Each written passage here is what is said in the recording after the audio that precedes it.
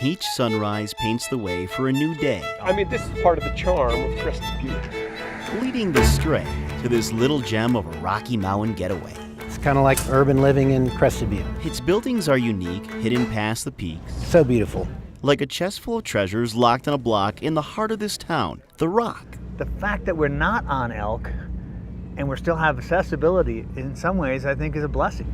But perhaps the best in that chest is out west on Elk Ave, I think it definitely catches their eye. Yeah, people are in awe. in awe of what they saw, that crazy looking place. Well, this is crazy. Hello, Michael. What's happening?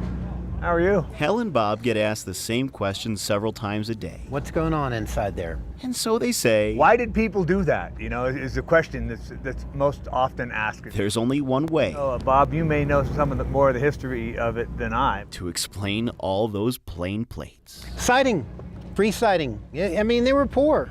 You know, it's a poor town. These were owned by Lyle McNeil family, an old miner. His job at one point in his life was to take the bird down into the mine to see if the bird died, you know, from gases. That was way back when. Yep. To see you. You too. Nowadays, in this den, Triple, yes. you'll find it jam-packed full of friends, What can I get you? Big one, all right. each one pouring in, Busy, steady. Do you want your copy of this receipt? aching for an answer to that simple question. How many do you think you've received of those? 100? More than 100? I'd say over 100. A little pushing here, a little pulling there.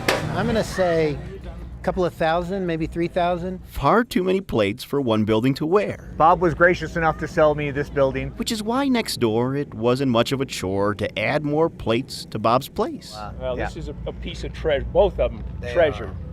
There are blue plates, green plates, yellow plates, and out-of-state plates. So we have a plate over there called Quickie, and that came off a Porsche from Florida. And So many plates with one common fate, so it becomes this spreading thing. brought together as a rusty, unique treasure. It's interesting.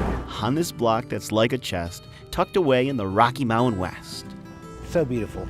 Next time you're here, make sure you peer Because it just has this something about it causes them to say, wow. into the House of Coffee Brew, sheltered by those rusty orange, greens, and blues. With photojournalist Dan McKinney, Is that it? this is Kevin Torres for